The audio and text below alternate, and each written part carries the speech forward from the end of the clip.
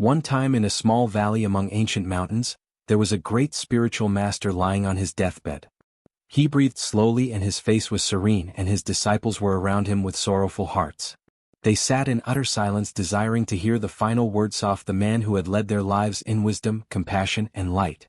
The master was feeble, but his eyes had that same depth which had always been there, the eyes with which the world could be viewed, without delusions and without fancies. That he lifted up his shaky hand and summoned his youthful heir to him. All of them collapsed forward and tried to hear. The master spoke with his dying breath and said, "My child, do not ever take a free horse, no matter how pretty it looks." And by these last dark words he passed out of the world. The disciples were stunned. Others looked at each other confusingly, some even took the last word of the master as a riddle. But there was nothing more disturbed than the young successor himself. He cowered and was contemplating a storm in him. Free horse. Why should the master warn me of something so strange? He attempted to make sense, yet nothing was sensible. The cremation ended, and the monastery went back to its normal order of things, yet the young monk could not sleep. Days passed, nights passed, but he was unable to force the last words out of his thoughts. One night, when the sun became invisible behind the mountains, the sky was gold, and the wisest old monk in the monastery, calm and full of old wisdom, came to the young successor. "You seem to be worried, kid," the older one said. "What worries your heart?" The young monk answered, "The master said something before he went which I cannot understand. That he said to me, 'Never take a free horse,' that I am sure there is something behind it that I am unable to discover what." The old monk smiled. A sad knowing smile. Then said, "So he explained that lesson at last. Sit with me. You deserve to know the truth."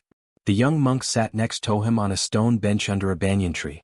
The night air was gentle and almost as though the whole world was listening. And the old monk started one tale that never heard by the successor. Many years ago the elder said, before he was a master, your teacher was only a young wayward wanderer. He had left his home, his comforts, and his attachments to find the truth. He was roaming barefoot, simple, free. The elder seemed to recall the past. One day, as the young seeker drove through a great village market, he saw a merchant who had fallen and broke his cart. The seeker assisted him carrying the heavy burden and repairing the wheel. The trader was extremely thankful. The merchant insisted to present him a gift that he presented, probably the best horse ever to be seen by the seeker. White, moonish, tall, powerful. The merchant said, "This horse will carry you along your way. Accept it as my thanks, please." At first, the seeker refused, but the villagers insisted. Everyone praised the horse. Children cried that he should retain it. Old men said it was a blessing. Women referred to it as an omen of fate. And finally he accepted it. The elders said that was the turning point of his life. What looked like help became a trap. The horse was originally a blessing. The seeker moved quicker than has been seen. That it took him hours to cross forests rather than days. Rivers, valleys, and mountains were made more easy to traverse. However, shortly some issues came up. The horse should be fed fresh grass and grains. The searcher was forced to pause frequently to feed and water him. Then had to provide him with a place to rest in. So villagers made him a little shed. But the shed required equipment, maintenance, and fixing. The horse needed a groom. He needed medicine. He needed more land to graze. To sustain all this, the young apprentice began preaching spiritual teachings at a fee. Initially it was to meet the costs, but gradually he earned more. The villagers respected him, not as a seeker anymore, but as a teacher, a wise man, a man with a horse, a man with a growing stature. The seeker did not realize when his simple life changed to something else completely. He got land, then helpers, then students, then admirers, then ego. The horse that was meant to get him on his way was the cause that he had taken the wrong direction. Years passed. He rarely meditated. He rarely walked. He rarely sat in silence. Point 1. After a long, tiring day of dealing with conflicts, money, roles, and individuals, he visited the stable. He looked upon his beautiful horse, now old, weary, and quiet. He laid his hand on its mane and said in pain, "You did not carry me. I carried you. And in carrying you I lost myself." The old monk gazed on the youthful heir and said, "The horse did not get blamed by the master. He put the blame on the moment he took it, the time he allowed his mind to taste the little convenience. That little acceptance became a chain which kept him years." The elder came nearer. His voice was low and grave. "Child, when the master said to you, 'Never take a free horse,' he was not talking of animals. He was talking of desires. Every day the mind presents you with small harmless horses.